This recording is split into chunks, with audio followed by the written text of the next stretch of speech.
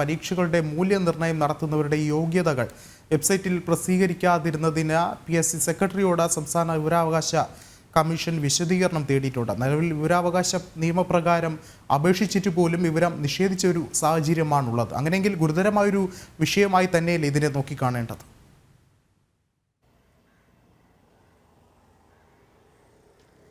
തീർച്ചയായും നമ്മളെ ഈ PSC ആയാലും ഉന്നത വിദ്യാഭ്യാസ മേഖലയായാലും പരീക്ഷ മൂല്യനിർണ്ണയം എന്ന് പറയുന്നത് പരീക്ഷാ മൂല്യനിർണ്ണയം നടത്തേണ്ടത് യോഗ്യത ഉള്ളവർ തന്നെയായിരിക്കണം. ഒരു PSC പരീക്ഷ നടത്തുമ്പോൾ അല്ലെങ്കിൽ ആ PSC പരീക്ഷയുടെ ഇൻവിജിലേറ്ററായി എത്തുന്ന ആൾക്ക് നിശ്ചിത യോഗ്യത വേണം. അത് നമുക്കെല്ലാവർക്കും വ്യക്തമായിട്ട് അറിയാവുന്ന കാര്യമാണ്. ഒരു PSC ഹാളിനെ സംബന്ധിച്ചിടത്തോളം ഒരുപക്ഷെ ഒരു സ്കൂൾ അധ്യാപകരോ അല്ലെങ്കിൽ അതിൽ ഉന്നത റാങ്ക് ഉള്ളവരോ ഒക്കെ ആയിരിക്കും. അതുപോലെ തന്നെ അത്രയും പ്രധാനപ്പെട്ടതാണ് ഈ പരീക്ഷാ മൂല്യനിർണ്ണയം നടത്തുന്ന വ്യക്തികളുടെ വിദ്യാഭ്യാസ യോഗ്യത എന്ന് പറയുന്നത്.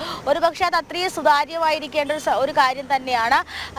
ഈ സുതാര്യതയുടെ അല്ലെങ്കിൽ ഇത്തരത്തിലൊരു സുതാര്യതയാണ് ഇവിടെ ലംഘിക്കപ്പെടുന്നത് മനസ്സിലാക്കാനായിട്ട് PSC പരീക്ഷകളുടെ മൂല്യനിർണ്ണയം നടത്തുന്ന വ്യക്തികളുടെ വിദ്യാഭ്യാസ യോഗ്യതകൾ എന്തുകൊണ്ട് PSCയുടെ വെബ്സൈറ്റിൽ ഉൾപ്പെടുത്തുന്നില്ല എന്നൊരു വിവരാവകാശ നിയമത്തിനാണ് അല്ലെങ്കിൽ വിവരാവകാശ ചോദ്യത്തിനാണ് ഞെട്ടിപ്പെടുത്തുന്ന രീതിയിലുള്ള ഒരു മറുപടി എത്തിയിട്ടുള്ളത്. അല്ലെങ്കിൽ അത്തരത്തിലുള്ള വിവരങ്ങളൊന്നും വ്യക്തിപരമായിട്ടുള്ള വിവരങ്ങളൊന്നും നൽകാൻ കഴിയില്ല എന്നാണ് നിലവിൽ ഇപ്പോൾ വിവരാവകാശ കമ്മീഷൻ അല്ലെങ്കിൽ PSC തന്നെ മറുപടി കൊടുത്തിട്ടുള്ളത്. ഈ വിഷയത്തിലാണ് ഇപ്പോൾ മനുഷ്യാവകാശ കമ്മീഷൻ ഈ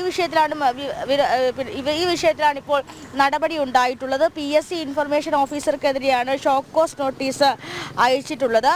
അതോടൊപ്പം തന്നെ ഇത്തരത്തിലുള്ള യോഗ്യതകളൊക്കെ എല്ലാ കാലവും പുറത്തറിയേണ്ടത് തന്നെയാണ്. ഒരു വ്യക്തിയുടെ ഈ വിദ്യാഭ്യാസ യോഗ്യത അല്ലെങ്കിൽ ഒരു മൂല്യനിർണ്ണയം നടത്തുന്ന ഒരു വ്യക്തിയുടെ യോഗ്യത എന്നൊക്കെ പറയുന്നത് ഒട്ടും മറച്ചു വെക്കേണ്ട കാര്യമല്ല. ഒരു വ്യക്തിയുടെ വിദ്യാഭ്യാസ യോഗ്യത എന്ന് പറഞ്ഞാൽ ആ വ്യക്തിയുടെ സോഷ്യൽ ക്രെഡിറ്റിനെ ബാധിക്കുന്ന അല്ലെങ്കിൽ ആ വ്യക്തിയുടെ സോഷ്യൽ ക്രെഡിറ്റിനെ ഉയർത്തുന്നത് തന്നെയാണ്. പക്ഷേ ഇത്തരത്തിലുള്ള വിവരങ്ങളൊന്നും നൽകാൻ സാധിക്കില്ല എന്നാണ് PSC മുഖാന്തരമുള്ള വിവരാവകാശ കമ്മീഷൻ റിപ്പോർട്ട് നൽകിയിട്ടുള്ളത്. വിശദമായ റിപ്പോർട്ടുകൾ പങ്കുവച്ചത്.